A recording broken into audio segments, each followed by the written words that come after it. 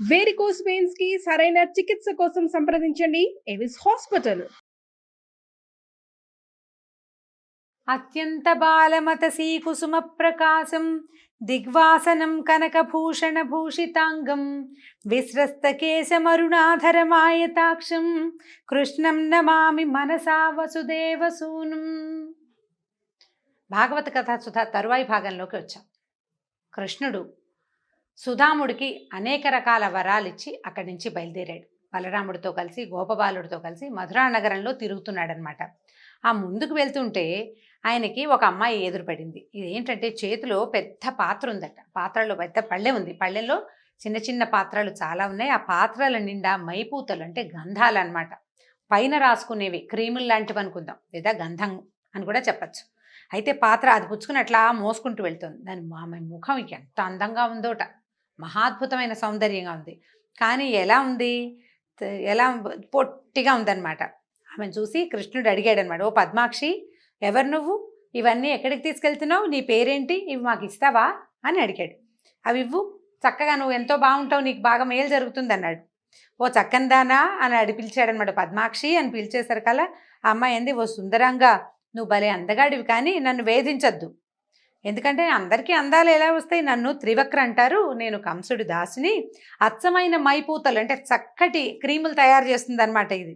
మా రాజు నన్ను చాలా మెచ్చుకుంటాడు, మీరు కూడా పూసుకుంటారా ఈ క్రీములు అని అడిగేసరికల్లా అయితే ఆయన నవ్వుతూ ఏం చేశారంటే నవ్వుతూ చూస్తున్నాడు అనమాట. ఆమెను కేసి చూస్తుంటే ఆవిడ ఏం చేసింది, దగ్గరగా వెళ్ళింది. ఆ గిన్నె పళ్ళెం పుచ్చుకుని వాళ్ళ దగ్గరికి వెళ్తుంటే ఆమెకు మంచి సంతోషం కలుగుతోందట. నవ్వు, చూపులు, మనసు, అసలు వాళ్ళ నవ్వు మొహాలు వాళ్ళు తన కేసు చూస్తున్నా అంటే ప్రేమగా చూస్తున్నారు అనిపిస్తోంది అనమాట. ఒక సంతోషం పట్టలేక ఏం చేసింది, ఆ మైపూతలు ఉన్నటువంటి పళ్ళాన్ని తాపింది. తీసుకోండి అని దగ్గరికి వెళ్ళింది. వెళ్ళేసరికల్లా ఏం చేశాడు, తీసుకుని చేతులు అన్నీ రాసుకున్నాడు అనమాట. చేతులకు రాసుకుని ముఖానికి రాసుకున్నాడు, ఒకళ్ళకొకళ్ళు రాసుకున్నాడు. చల్లగా ఉంది, ఎంత బాగుందో వాసన అనుకున్నారు. నున్నగా ఉంది, నునుపుగా అయింది. అది రాసుకునేసరికి చెయ్యి నున్నగా అయింది. నవ్వుకున్నారు, అంతా సంతోషించారు. బాగా సంతోషించి ఆమె ఏమనుకున్నాడంటే, ఆయన పాపం ఇలా పొట్టిగా 3 వంకర్లు తిరిగిపోయి ఉంది గూని అమ్మాయికి. పొట్టిది, మోకాళ్ళ దగ్గర, నడుం దగ్గర, మెడ దగ్గర 3 వంపులు వచ్చేసినాయి అనమాట. వచ్చి భూమికి దగ్గరగా ఉంది, ముఖం అందంగా ఉంది, దానికి చేతిలో విద్య కూడా ఉంది, పాపం ఆకారం లేదు. అందుకని ఆమె దేహాన్ని సరిచేయదలుచుకున్నాడు. ఏం చేశాడట, కాలు దాచి ఆమె నుంచుంది కదా, పాదం మీద కాలు పెట్టాడట. పాదం మీద కాలు పెట్టాడు. కాళ్ళు పెట్టి తొక్కి పట్టాడు. తర్వాత 2 చేతి వేళ్ళని తన 2 చేతులతోటి ఆమె గడ్డాన్ని ఇట్లా పట్టుకుని ఇట్లా పైకి లాగాడట. కింద పాదాలు ఉన్నాయి కదా, అవి ఏం పాదాలండి? భూమి ఆకాశాలని ఏకకాలంలో ఆక్రమించగలిగిన మహాద్భుత పాదాలు. వాటితోటి ఆమె నొక్కి పట్టి 2 చేతులతోటి పైకి లాగాడు. మెడ పట్టుకుని గడ్డం దగ్గర పట్టుకున్నాడు అనమాట. లాగేసరికల్లా ఈ మొత్తం దేహం, ఈ వంకర టింకర్లుగా ఉన్న దేహం సాదాగా పైకి సాగి కృష్ణుడంత ఎత్తు వచ్చేసిందిట. అంత ఎత్తు వచ్చేసింది. ఆయన పాదాలే పాదాలు, చేతులే చేతులు. భూమిని తీసుకొచ్చాడు సముద్రంలోంచి. అటువంటి చెయ్యి, బలిచేతి దానం తీసుకున్నాడు ఆ చెయ్యి. దాంతో ఈ 2 చేతులతోటి పట్టుకుని ఆమెను లేవనెత్తేశాడు. ఒకే ఒక క్షణంలో మహాద్భుతమైన సౌందర్య రాశిగా అయిపోయింది. అమ్మాయికి ముఖం అందమైనదే, ముఖవర్చస్సులో సమస్య ఏం లేదు. శరీరమే త్రివక్రగా ఉంది. ఈ త్రివక్రగా ఉన్నటువంటి కుబ్జా స్వరూపాన్ని మహాద్భుతమైన మెరుపు తీగలాగా చేసేసాడు క్షణంలో. ఇట్లా తనని ముట్టుకుని ఇట్లా సాగదీసేసరికల్లా అమ్మాయి అసలు కళవళ పడిపోయిందనమాట.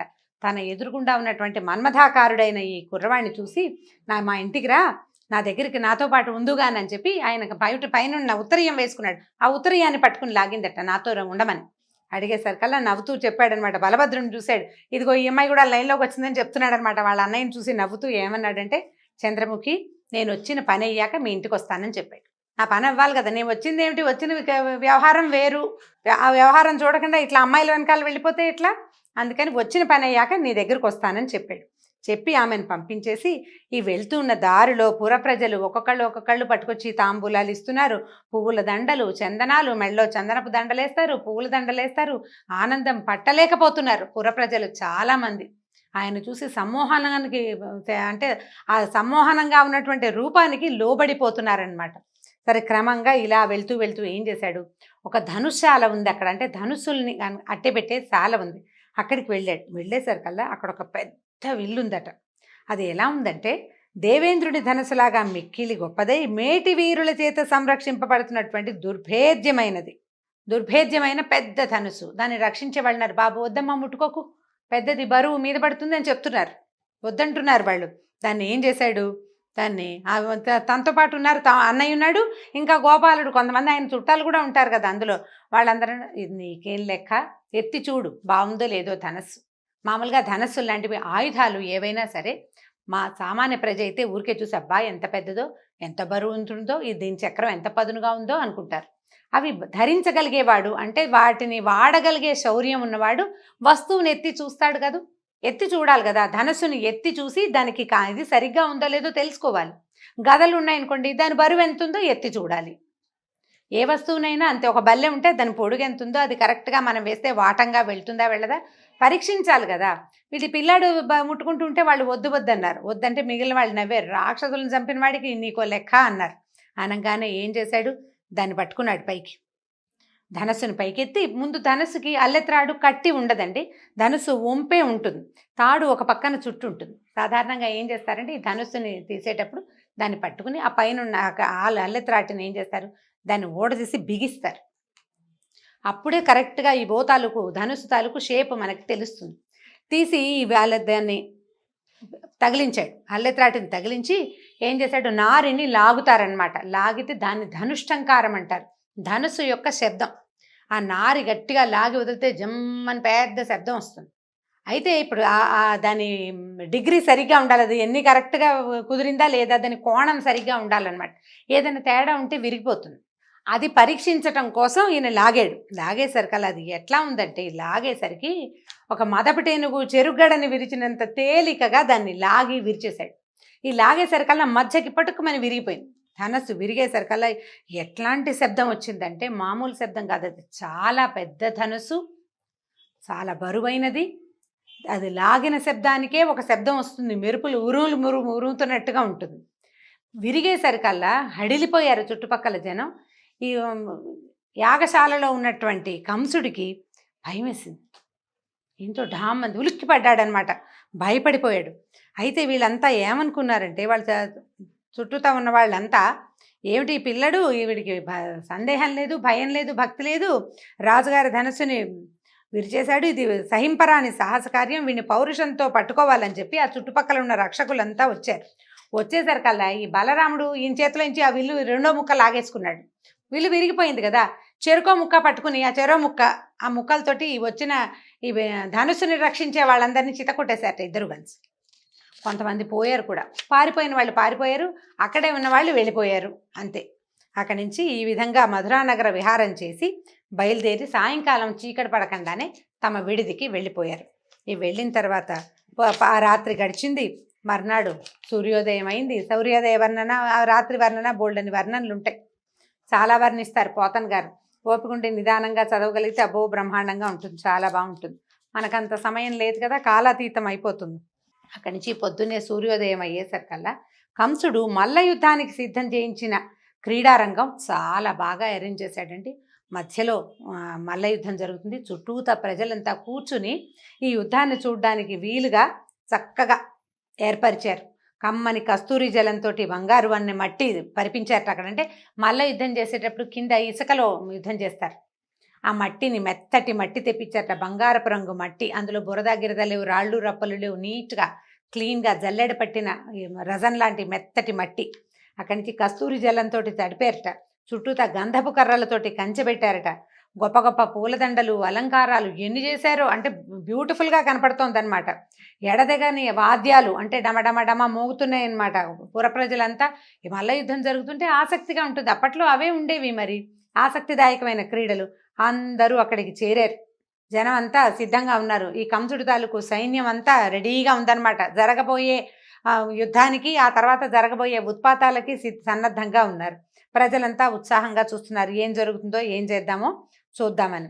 సరే, ఇప్పుడు ఏమైందట, మల్ల రంగానికి దగ్గరలో ఉన్నతాసనంలో, ఒక పెద్ద ఆసనంలో కంసుడు తన మంత్రులతో సామంతులతో వాళ్ళంతా తనని సేవిస్తుండగా అందరూ నమస్కారం అంటుంటే ఈయనకి లోపల మాత్రం భయం వేస్తోందనమాట. ఖేదంతో ఏం జరగబోతోందోనని, తన మృత్యువు సమీపంలోనే ఉందేమోనన్న భావంతో లోపల బెదురుతున్నాడు. పైకి గాంభీర్యాన్ని నటిస్తూ అందరి సేవలు అందుకున్నట్టుగా గంభీరంగా కనపడుతున్నాడు అనమాట. సమస్త సముద్రాలు ఉన్న మొలనూలుగా ఉన్న భూమండలాన్ని మోయడం మానుకుని నడిచొస్తున్నట్టుగా ఉన్నారట. కులపర్వతాలే నడిచొచ్చేస్తున్నట్టుగా ఉన్నటువంటి మల్లురు. అంటే మామూలుగా ఈ మల్ల యోధులు అనేసరికల్లా వీళ్ళు ఏదో సన్నగా బాడీ బిల్డింగ్ వాళ్ళ ఉంటారండి. మంచి నడకొండలా ఉంటారు. మనిషిని చూసేసరికి వాడే ఒక నడుస్తున్న కొండలా ఉంటాడు. ఎలా ఉన్నారంటే భూమిని కులపర్వతాలు మోస్తాయని చెప్తారండి. ఈ కులపర్వతాలు అంటే 8 దిక్కుల్లోనూ 8 ఏనుగులు దిగ్గజాలు పైనుంచి పట్టుకుంటాయని, కులపర్వతాలు కింద నుంచి మోస్తాయని మనకి శాస్త్రంలో అట్లా చెప్పబడింది. ఇవి కాకుండా కింద నుంచి ఆదిశేషువు ఇట్లా లేపి పెడతాడు అని. పర్వతాలని భూధరాలు అంటారు. అంటే కొండ ఈ భూమిని మోస్తాయట.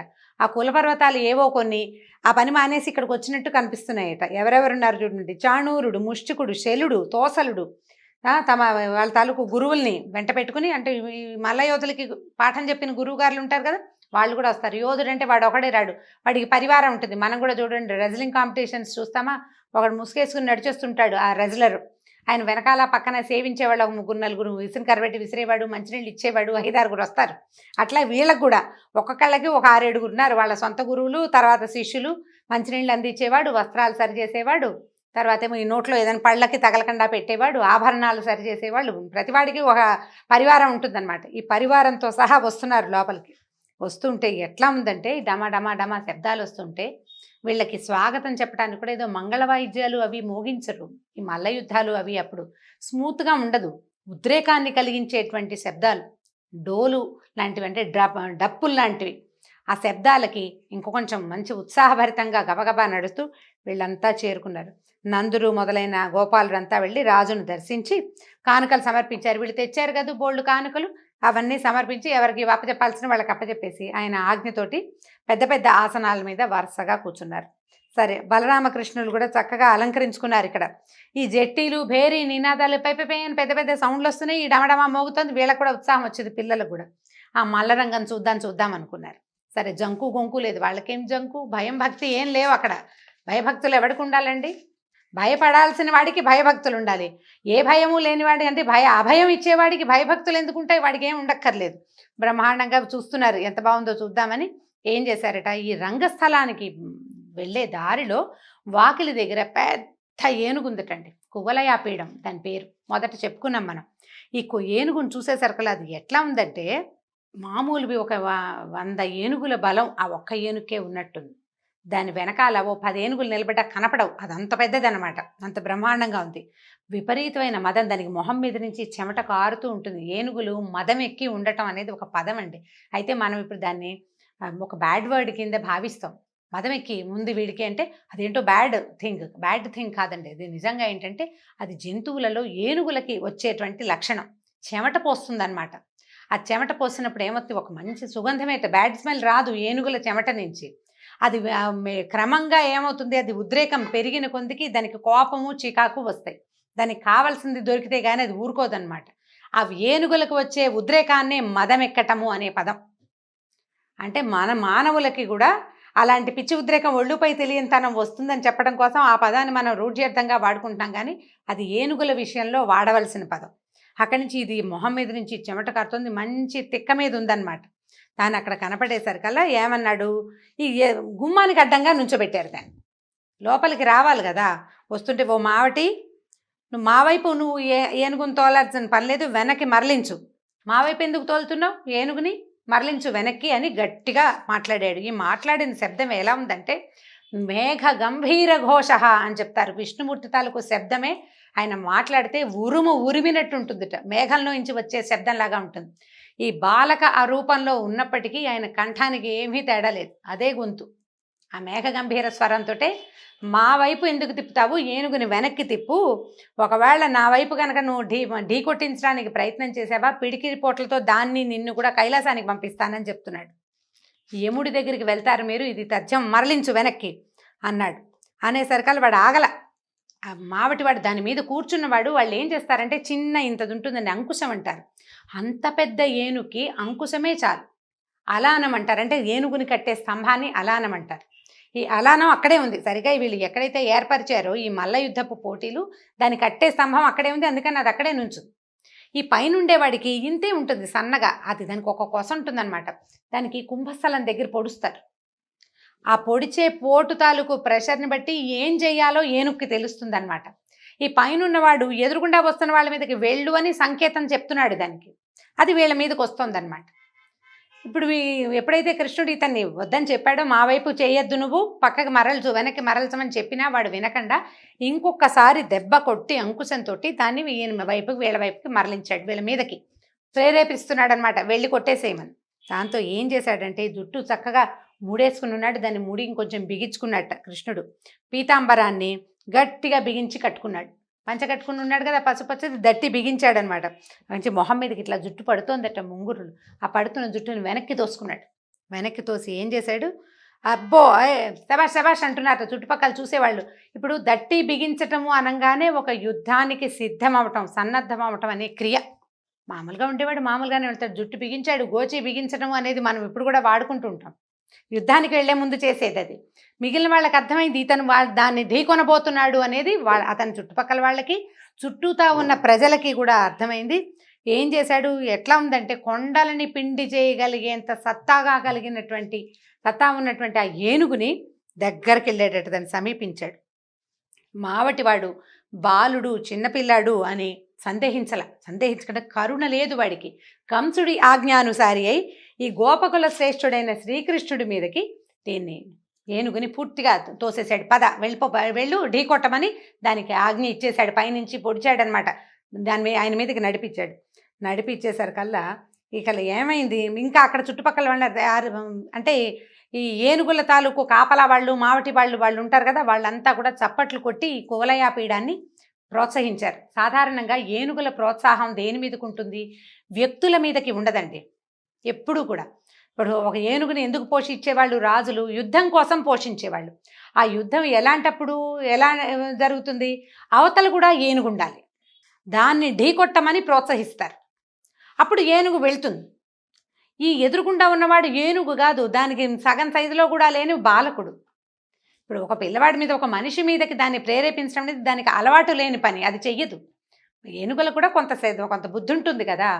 ఇప్పుడు దాన్ని ప్రేరేపించాలంటే మావటివాడు ఒకడు గుచ్చితే కొంచెం దగ్గరికి వెళ్తోంది కానీ జోరోమని పడిపోవటల. అదే ఎదురుగుండా ఉన్నది ఏనుగైతే ఈ వాటికి ఎప్పుడో కొట్టేసేది. అది ఎందుకు కొట్టలేదంటే ఎదురుగుండా ఉన్నవాడు వ్యక్తిని, బాలుడని దానికి తెలుసు. దాన్ని మరింత ప్రేరేపించడానికి చుట్టుపక్కల ఉన్నటువంటి మావట్లంతా కూడా చప్పట్లు కొట్టి దాన్ని ఎగసన దోశారు. వెళ్ళు కొట్టేసేయమని. పైన వాడి మాట పూర్తిగా అది వినదు. ఎప్పుడు వింటుంది, ఎదురుగుండా ఉన్నది ఏనుగైతే, లేదా అది యుద్ధరంగం అయితే. ఇక్కడ ఆ పరిస్థితి లేదు కదా. దాంతో ఇది ఏం చేసింది, ఎట్లా అంటే ఒక్కసారి తుళ్ళిపడింది చప్పట్లు వినేసరికల్లా. పద అని ఎగసన దోసేసరికల్లా. దాంతో మృత్యుదేవతలాగా, కాలపురుషుడిలాగా, యముడిలాగా శ్రీకృష్ణుడి మీదకి దూకిందట ఏనుగు. దూకేసరికల్లా పైగా దీని మొహం మీద నుంచి మదజలం వస్తుందా, అది ఎట్లా ఉంటుందంటే అరటి పువ్వుల వాసన వస్తుందటండి ఏనుగు మదజలం. ఎవరైనా కావ్యాలు అవి చదివిన వాళ్ళకి తెలుస్తుంది. దీన్ని ఇలాంటి విషయాన్ని కాళిదాసు ఎన్ని చోట్ల వర్ణించాడండి. కుమార సంభవం, రఘువంశం కావ్యాల్లో కనపడుతుంది అనమాట. ఏనుగుల ముఖం మీద నుంచి వచ్చే ఈ మదజలపు వాసన ఒక రకమైన పువ్వుల వాసనని పోలి ఉంటుంది. అది కూడా అరటి పువ్వుల వాసన అని చెప్తారు. వాటికి తుమ్మెదలు తిరుగుతాయి పువ్వుల మీద. ఈ మదజలాన్ని కూడా ఈ పువ్వుల వాసనగా భ్రమపడి ఈ తుమ్మెదలన్నీ తిరుగుతూ ఉంటాయి.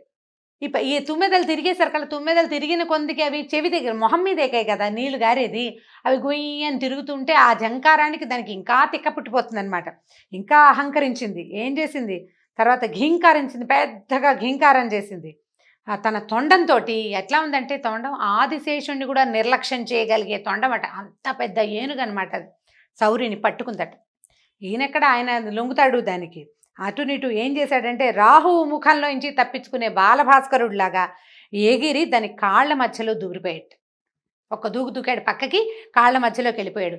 ఇక ఎవరినైతే తను యుద్ధం చేయడానికి బయలుదేరిందో, ఎవరిని పట్టుకోవడానికి ప్రయత్నిస్తుందో ఆ పిల్లాడు కనపడకపోయేసరికి దానికి కోపం వచ్చేసింది. ఏనుగుకి తిక్కొచ్చేస్తుంది అనమాట. అటు ఇటు తిరిగి చూసింది. కాళ్ళ మధ్య ఉన్నవాడు ఎట్లా కనపడతాడు, ఏనుగుకి అంత సూక్ష్మ దృష్టి లేదు, చుట్టుపక్కల చూడగలుగుతుంది.